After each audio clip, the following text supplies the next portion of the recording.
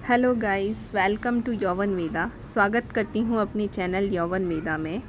आज का जो वीडियो मैं बताने जा रही हूँ वो है हेयर ऑयल से रिलेटेड, जो कि एक शास्त्रीय विधि से बनाया गया हेयर ऑयल है।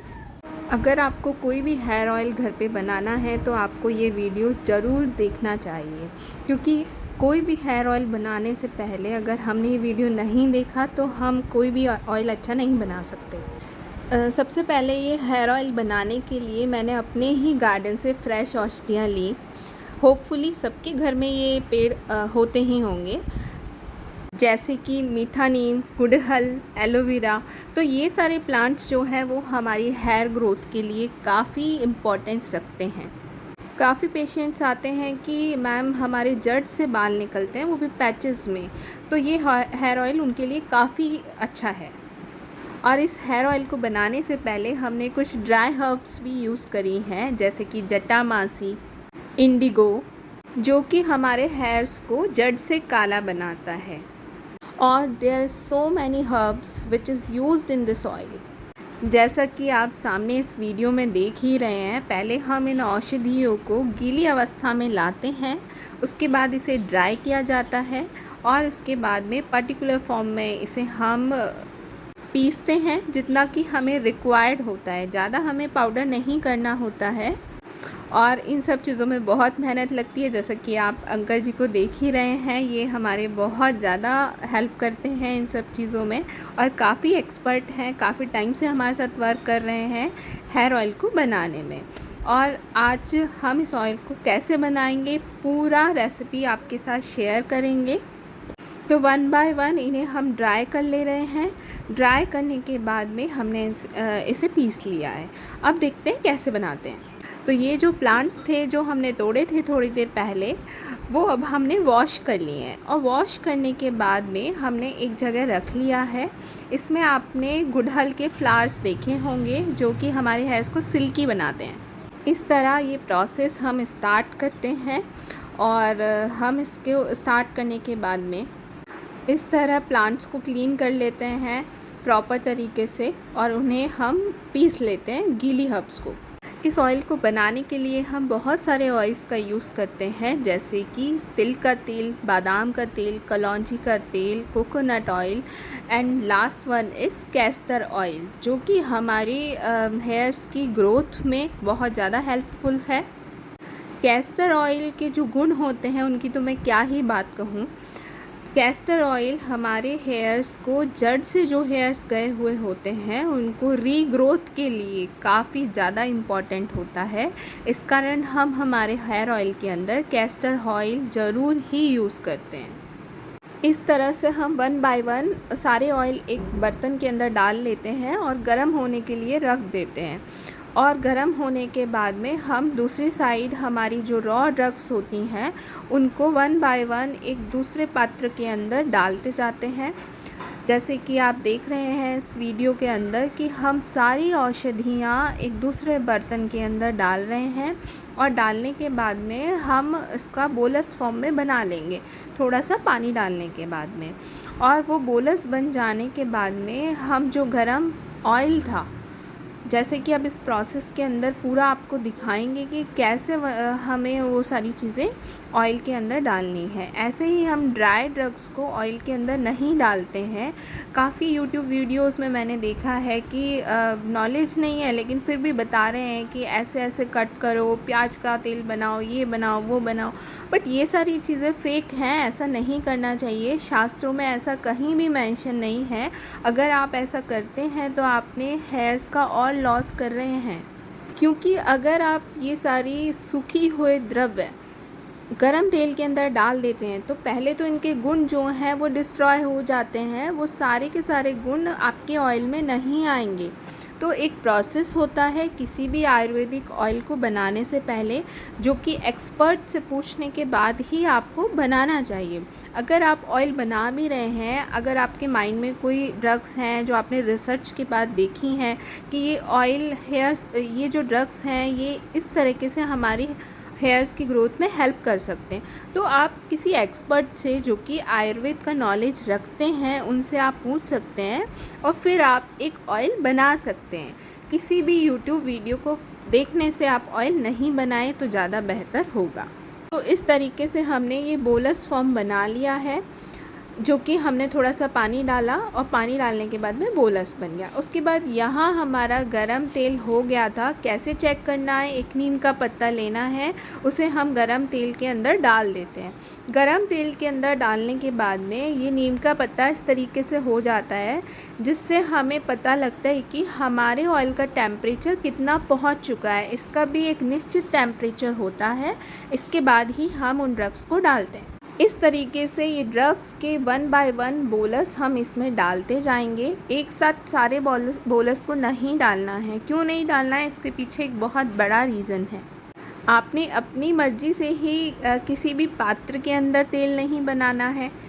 जितना तेल बनाना है उससे कितना बड़ा हम बर्तन लेंगे, ये आपको किसी एक्सपर्ट से पूछना पड़ेगा जो कि आयुर्वेद का नॉलेज रखते हैं। ठीक है, आप वीडियो देख के कहीं तेल बनाने निकले और ये प्रोसेस होने के बाद आपको पता लगता है कि हमारा सारा तेल फैल चुका है। तो इस कारण आपको ये प्रोसेस जो है वो खुद से नहीं करना है। ठीक है, देखना है। अगर आपको कोई सजेशन लेना है तो आप कमेंट कर सकते हैं कि मैम ये प्रॉब्लम है, हमें ये बनाना है, तो हम कैसे बनाएं। तो मैं आपको राय दूंगी कि आपको ऐसे इन ड्रग्स को इस फॉर्म में यूज़ करना है। कुछ ड्रग्स जो हैं हमारी गीली यूज़ की जाती हैं, कुछ ड्रग्स हम ड्राई यूज़ करते हैं। ज़रूरी नहीं है कि आप सारी ड्रग्स को आपको अवेलेबल नहीं है और आपको गीली लेनी है, ऐसा पॉसिबल भी नहीं होता है आज के टाइम में। तो इस तरीके से हम 1 बाय 1 डालते जा रहे हैं बोलस को और तेल के अंदर हम उसे मिक्स करते जा रहे हैं, जिससे कि हमारे तेल का टेम्परेचर धीरे धीरे डाउन भी हो जाता है और जो औषधियाँ हैं वो पूरी तरीके से मिक्स हो जाती हैं। अभी तक की प्रोसेस में कुछ रिक्वायर्ड ड्रग्स होती हैं किसी भी ऑयल को बनाने से पहले, जो कि हमारे ऑयल का आपने टेक्सचर देखा होगा बहुत ज़्यादा स्टिकी होता है। तो वो स्टिकीनेस कम करने के लिए ही हम ये ड्रग्स इस ऑयल में डालते होते हैं। तो हमारी जो ऑयल है वो स्टिकी नेचर कम हो जाता है और स्टिकी नहीं बनता है। इस कारण ये पर्टिकुलर ड्रग्स अभी तक हमने डाली हैं। इसके बाद में जो हमने गीली औषधियाँ तोड़ी थी हमारे ही गार्डन से और कुछ हमने सूखी औषधियाँ सुखा रखी थी, उनका एक हम पेस्ट टाइप बना लेते हैं, जो कि मोटा पेस्ट होता है। हम प्रॉपर तरीके से पेस्ट नहीं बनाते हैं, उसे मोटा मोटा पीसते हैं और उसके बाद में हम पीसने के बाद में इस प्रकार वो दिखता है और उसे हम हमारे ऑयल के अंदर, जो कि हमारा मिक्स किया हुआ ऑयल है, उसके अंदर हम डाल देते हैं। डालने के बाद में अच्छा इसे भी हमें धीरे धीरे डालना है, क्योंकि हम काफ़ी टाइम से बना रहे हैं तो हमें हैबिट है, इस कारण हमें कोई प्रॉब्लम नहीं होती है।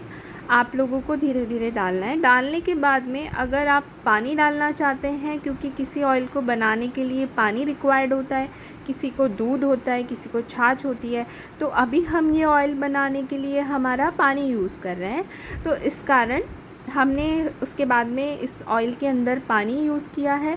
पानी मिलाने के बाद में हम इसे गैस पे चढ़ा देते हैं।